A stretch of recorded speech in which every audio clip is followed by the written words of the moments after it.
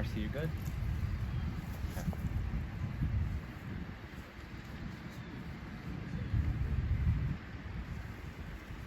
So I just wanted to welcome all the friends and families, all the people who were special fans, and all the people who loved our most beloved Mildred Horvitz.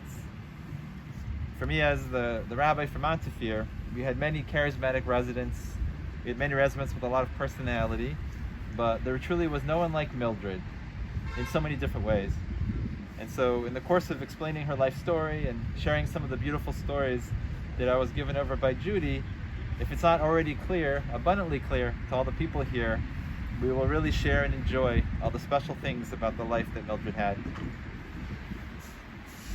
But at the same time, she was a very special person. She lived a long time, until the age of 103. But it doesn't mean that things are easy, that things are not difficult. And I know for you, Judy, I know how difficult this is, and it's a very painful time to lose your mother. And you have a lot of things that are in your mind, and a lot of things that are worrying you right now. And so I just want you to know how much we all care for you. And the most beautiful blessing of Mildred was that she brought us all together. And so many of us are connected to Mildred, to Judy, all together at the same time. I wanted to share with you a selection from the Psalms. We read the familiar Psalm 23. We read the Psalm because the Psalm talks about how God is with us like a flock of sheep, and He is our shepherd at all kinds of times, at the good times and at the bad times. Mizmor LeDavid, Adonai roi lo yexar, b'nai steshach yarbitzeni, al mei menuchos yenachaleni. Nafshi yeshovev yancheni v'magli tzedek leman shemo. Gam ki elach v'geitzal maves, lo irara ki ata imadi. Shiftecha umishantecha hima yenachamuni. Tarach lefanai shulchan neged tzayrai, v'shante v'shem roshi, kosi revaya, ach tov v'chesed yirdefuni, kol yimei chayai, v'shavti v'beis Adonai, le'orach yamim. A Psalm of David. God is my shepherd, I shall not lack. In lush meadows He lays me down, beside tranquil waters He leads me. He restores my soul. He leads me on paths of justice for His name's sake. Though I walk in the valley overshadowed by death, I will fear no evil, for You are with me. Your rod and Your staff, they comfort me. You prepare a table before me in view of my torments. You anointed my head with oil, my cup overflows. May only goodness and kindness pursue me all the days of my life. I shall dwell in the house of the Lord for many days. At this moment, I wanted to call upon Cantor Gary Paller, who will sing for us now the 23rd Psalm.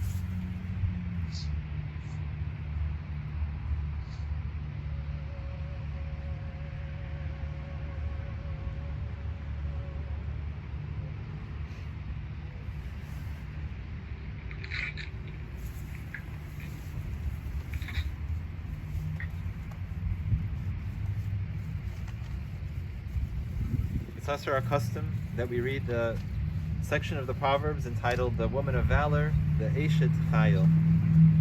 Eshes Chayil miyimsa le'rachok mimnini michra batach ba'lev bala v'shel lo yakzar gamal suto v'lora kol yemei chayecha darsher tzemer ufishtim b'tas b'chapetz chapecha haisa keniyo socher mimerchak tavi lachma b'takam b'yod laila b'titin teref levesa l'chok narosecha zamama sadeh v'tikahechu mipri chapecha l'natu karam Hagru ba'oz masnecha b'tametz lorasecha Tama ki tov sachra v'yechbe b'layla neira Yadecha shilcha v'kishor v'kapecha samchu fale Kapa parse li'ani v'yadecha shilcha le'evyon L'siri mibesa mishaleg ki kol besa levushanim Marvadi masasala sheish la'argman levusha Loda b'sharim bala b'shifta imzek ne'aretz Sadin asasa v'timkor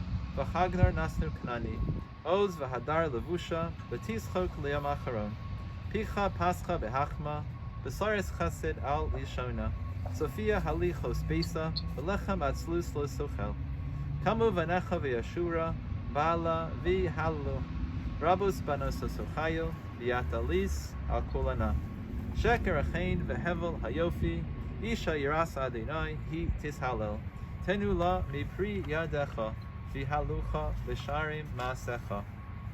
An accomplished woman who can find, far beyond pearls is her value. Her husband's heart relies on her, and he shall lack no fortune. She repays his good, but never his harm, all the days of her life. She seeks out wool and linen, and her hands work willingly. She is like a merchant ship, from afar she brings sustenance. She rides as well as nighttime, and gives food to her household. She envisions a field and buys it. From the fruit of her handiwork, she plants a vineyard. With strength she girds her loins and invigorates her arms. She discerns that her enterprise is good. Her hands she stretches out to the poor. She spreads out her palm to the destitute. She fears not snow, for her household is clothed in scarlet wool. She makes a cloak to sell and delivers a belt to the peddler. Strength and majesty are her raiment. She joyfully awaits the last day. She opens her mouth with wisdom, and a lesson of kindness is on her tongue. She anticipates the ways of her household, and partakes not of the bread of laziness. Her children arise and praise her. Her husband lauds her. Many daughters have amassed achievements, but you have surpassed them all. False is grace, and vain is beauty. A God-fearing woman, she should be praised. Give her the fruits of her hand, and let her be praised in the gates by her very own deeds.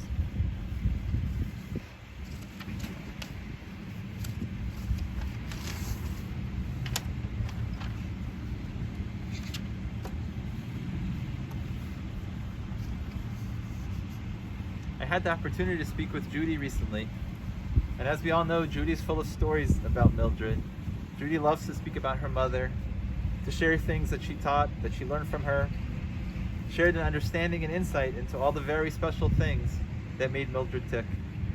So I wanted to share with you her life story as I learned from Judy. Mildred was born in the Kinsman neighborhood 103 years ago to Benjamin and Sarah Summers, immigrants from Russia, with her mother actually originating from England, but ending up in Russia and then on to the United States. It was herself and her younger sister Edith who she throughout the rest of her life would talk to daily in the mornings. As a student, as a youngster, Mildred was very bright and she took to things very quickly. And as we would suspect, even from an early age, she had her own very strong opinions and was not shy to share with anyone if she felt that something was out of place. She attended John Adams High School, and although she would have been a very good candidate for college with her very sharp mind, she did not go to college, and instead was a working girl, a working lady, and she worked in an office as a manager for more than 10 years. And it was more than a decade or so of her work that she would get married at age 31. Her life really took off in her opportunity to meet her Beshert, her husband Harry. The story of their matchmaking is quite a fantastic one. It involves her cousin Alvin Barkley. He was the shadchan, he was the matchmaker. And it just so happened that cousin Alvin knew Harry from the CPA office that he was part of. They were both CPAs in the same practice. What occurred to cousin Alvin was the fact that Mildred adored her father.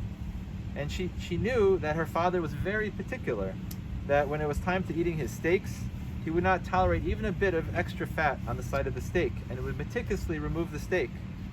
And it just so happened that Alvin noticed that one of his CPAs, Harry, did the exact same thing, had the exact same meticulousness and pickiness when it came to his food, and it occurred to him that Mildred, who loved her father who was this way, and Harry, who had this personality, would be a perfect match.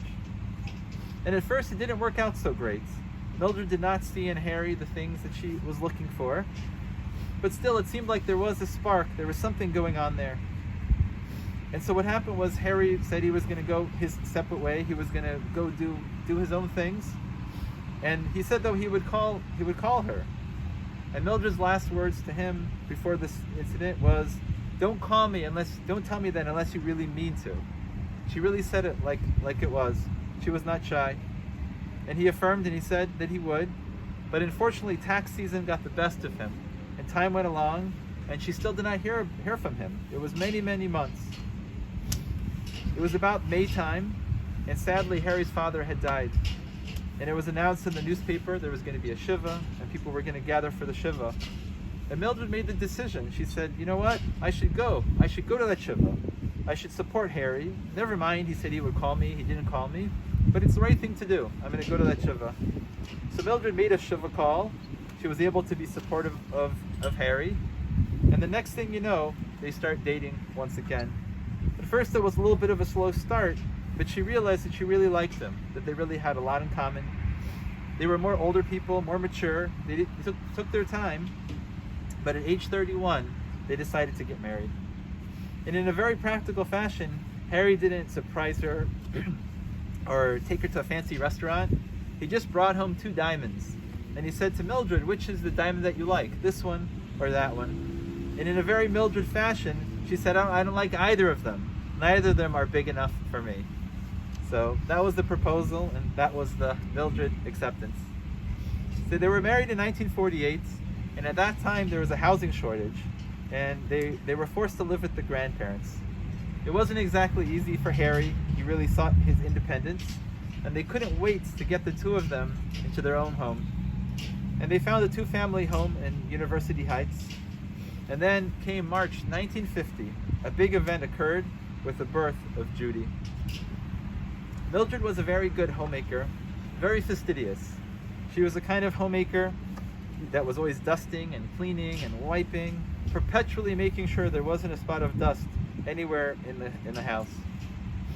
And the thing about Mildred was that she wasn't exactly a great cook, but she spent a lot of time with the food preparation. What do I mean by this? Is that she had to make sure that everything looked right. So if she made a lamb chop or something, the wedges of lemon had to be perfectly lined and perfectly cut. She was much less concerned about how good it tasted. She was much more concerned about that the presentation should be perfect and spot on. For many years, she was a housewife, taking care of things, and then adapting to working 1 day per week in the family insurance business. And very often she would help Harry with his bookkeeping and get things going. They were members of the Temple Tiferet, the temple that Harry went to since he was a child, but they weren't huge shul-goers, but they had their connection. Anyone who knows Mildred can probably guess what her favorite hobby was, her favorite pastime, and that would have to be shopping. She was known as the major shopper. She would go alone sometimes, or very often her and Judy would go together. She had a very, very good eye for jewelry.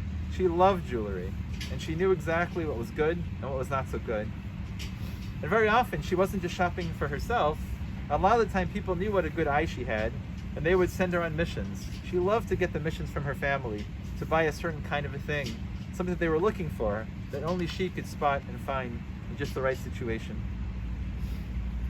Mildred and Harry were good parents. They were very practical people.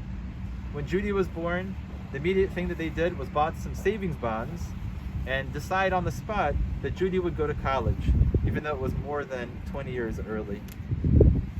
They treated Judy's friends like family, and a lot of the time on the family trips that they took, it was Judy, her friends, and Harry and Mildred. They also were the kind of parents who really thought ahead and wanted to give Judy all they could about life. And they wanted to make sure that she was well cultured and well exposed. And so Mildred especially took Judy to the theater, took her to the ballet, the Cleveland Orchestra, and they went to Atlanta a lot of times to see family, again with the intention of exposing their children, the child, exposing Judy to all kinds of different things. One of the most famous events that we know from Mildred's life was something she would often allude to and often talk about, something kind of sad, and that of course was the famous car accident. The one day when she was a pedestrian minding her own business on the street and a car came by and hit her. She was severely injured at this time and she landed in the hospital for a very long time. The prognosis did not look too good. It was very bleak. I imagine she had tons of broken bones and tons of complications. And basically many people said that she would not make it, that it would not happen, that she could come back from it. But with Mildred's courage and strength and her resilience, she never gave up. And even though it took more than 10 years from her to recover, she never gave up in any way.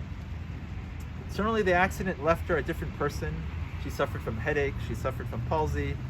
She could never really walk the same after it, but it was not going to stop her and get her down. And in fact, the way that the accident weakened her, she would always say that she was truly shocked that she made it to 100.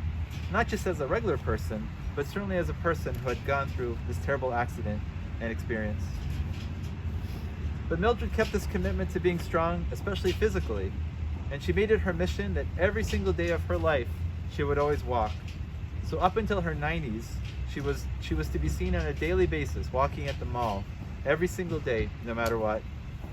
And she kept a special diet. She kept away from the things that were bad, and she only ate things that she felt were good for her, that her body could tolerate, and would give her a good health and a good longevity. She would eat her chicken, she would eat her fish, and keep away from meat and eggs. Soon the time came for Judy to go off to college and establish her own home and to be independent.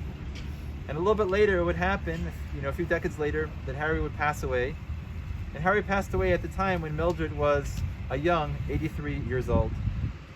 She was a widow, she was living alone, but again, she kept up with her independence and her own thing. It was very, very important to Mildred that she would stay in this home that they bought together. In 1964, her and Harry bought this beautiful home in Beechwood, and Mildred was determined that no matter what, no one could take her out of that home, and she would not want to live in a place with other elderly folks. Her home was her home, and she was not going to leave it. Despite Judy's suggestions, her encouraging and caring, Mildred would not leave. Many a time it would happen in the house that Mildred would fall or something like that. She would land up on the floor, but to her, it was no big deal. Then Judy would come the next day and find her mom on the floor, have to call up the police and get a whole thing going and tell Mildred what happened, and Mildred would say, whatever, no problem. The police would come, get Mildred back on her feet. Mildred would laugh it off and say everything is okay. And then she would say to Judy, what time are we going to the mall today? Like nothing ever happened. So that was a classic type of Mildred thing. So after many years of this fierce independence, 2014 came, and Mildred had to go for a rehab stay at Montefiore. And she just wasn't able to return home like she wanted to. She wasn't able to climb the stairs, and her walking was very affected. And it was decided that she would stay in Montefiore and become a long-term care resident. I remember Mildred going back a few years because my office was right next to the office of one of the administrators. And it was almost like clockwork. Every single morning, Mildred would walk over in her wheelchair, her walker, and she would wait for Mr. Ari Hyman. And she would immediately have the complaints of the day. Sometimes it was the food was cold, the nurses' aides didn't know what they were doing, the room wasn't correct, you name it. It was literally an everyday occurrence that she would have a complaint/suggestion for the administrator of the building. But the funny thing about Mildred is that as much as she complained and she was particular about the circumstances at Montefiore, she was really a magnet for the greatest people to come and see her. Usually at Montefiore, when we have a person who wants to volunteer, we'll send them to the easy folks, the ones who say that life is great and everything is fine and smile and just tell you it's wonderful. But somehow Mildred was not like that, but she got all the volunteers anyways. I want to talk about a few of these people. in particular who made her life so special. So I know Linda is on the call here. And so Linda had many people she volunteered for at Montefiore. She literally had a long list of special people she went to see, and hours every single day seeing people and taking care of them. But Linda was not shy about saying that her favorite person was Mildred. The one that she could connect to the most, the one that she felt the most, closeness with was of course Mildred. And I know you guys talked and did so much together and shared a lot. And certainly her passing, Linda, I know it's been very hard, and it's been very hard not to be able to visit her. The other person I wanted to talk about is we have here Marcy Schwartz, and she has a son, Aaron. And so one summer, Aaron Simon was a Montefiore volunteer, and we got to work together quite closely. And he became very close to Mildred. And in fact, Mildred was so close to him that she wasn't shy about some of the tasks that she gave him. On any given day, he was told to organize her clothes or put together her outfits. In fact, one day when he was organizing her outfits, one of the Montefiore staff members came in and was aghast and thought that this is so strange. What is this young teenage boy doing in her closet arranging her outfits?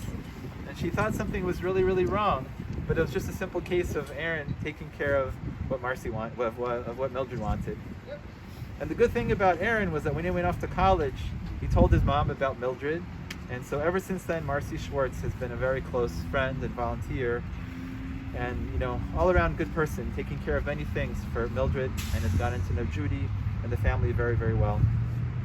I know also there was Therese, that Mildred would love to hang out with you in the gift shop, and she would be there for hours and hours and hours. I don't know how much she would assist you and help you, but she was definitely there to talk and to share the afternoon with you, and you definitely took care of her. You definitely watched out for her and made sure that she was everything was okay. And I know also you were the connection to Mariel, who I believe I got to meet for too much, but I know that she was a young lady who was very important to Mildred and gave her a lot of goodness and joy and things in her life. There were also a lot of people at Montefiore. For example, Suzanne, the hospice social worker, was very close, and I don't think she missed any of Mildred's birthdays. She was always there helping and arranging and doing things for her all the time. But in this talk today, the most dear thing, the most special thing, I leave for the last. And that is a very special connection that Judy has had with Mildred. We all know about this extremely close relationship of mother and daughter. But we knew that whenever Judy was having a tough time, Mildred would be having a tough time, and vice versa. I know you guys really felt each other's pain, and you guys really felt each other's joy in a very special way. And the amazing thing about it was that I know you, Judy, and Mildred, you're different types of people. You have different personalities. And Mildred was not always easy, but Judy always said to yourself that she is my mother, I love her, she gave me life, and I'm going to accept her challenges. When she's difficult and stubborn and not easy, you never use it as an excuse to not help her and not stay close. You always said that's just the way she is, and I have to work with it, I have to live with it, and I have to love her and be there as best as I can. And I know especially in these COVID times, Judy, it was always very difficult. You couldn't be with her and you couldn't always help her, but you were there for her. You were there for her heart in a very special way. I could go on and on about the relationship, but I think that Judy, all of us care about you so much, and all of us are concerned for you and feel for you, and we all pray for your health, in many, many different ways, that you stay healthy and that you stay strong. But the most beautiful blessing that Mildred left us was that she brought all these great people, not only into her life, but into your life. And so we should all together, support each other and share with one another and be strong in these hard times. One of the brightest spots in the days of Mildred was when the cantor came. And that it was really a funny conversation. I remember introducing the cantor to Mildred, and she told me she didn't really want any Jewish songs. She didn't want anything too religious.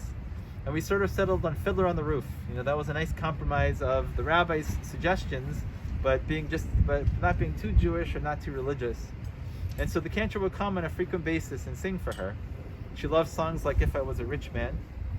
But we thought that in this situation, of bidding L'chaim to Mildred and bidding her the blessing of life, that the song from Fiddler on the Roof, L'chaim, would be a very appropriate toast for the long life that she led, all of those 103 years. So now Cantor Gary Peller will sing for us this song.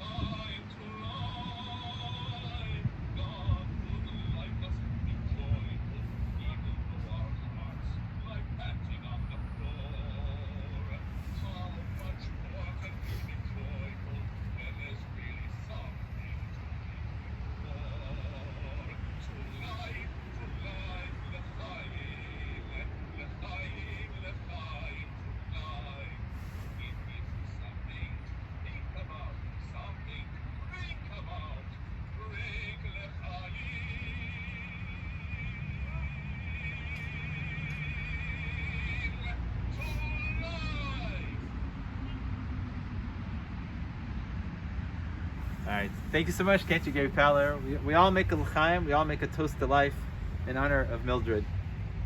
So this moment we're going to move in the service from the eulogies and the special words that we have shared about Mildred and what she has given us to the physical mitzvah, the obligations we have to take care of her and the special needs at her life.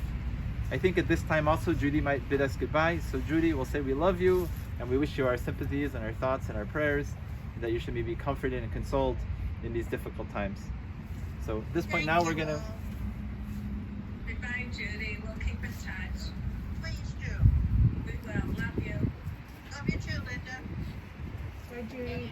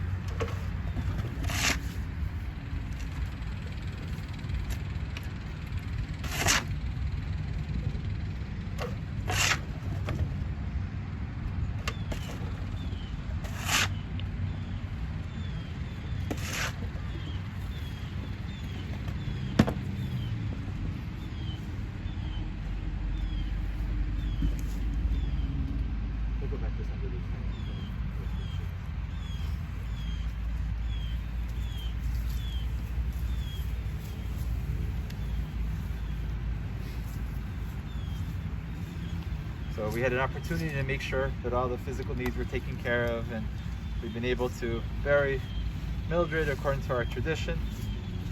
Just before we close the service, I just wanted to read what was carefully written by Judy. Judy really summed up the beautiful life of her mother.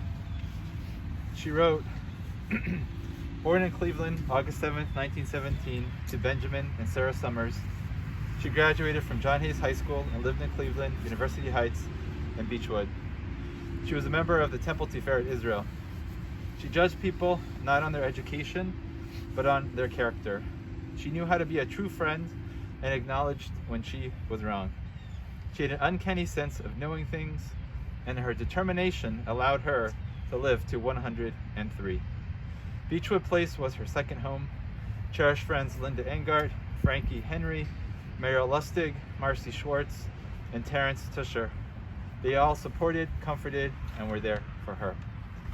If one decides to make the donations, they could do so in her memory to the Cleveland Site Center or to Montefiore. At this moment, I'm going to call upon Cantor Gary Paller, who's going to read for us the special memorial prayer, Kel Male Rachamim.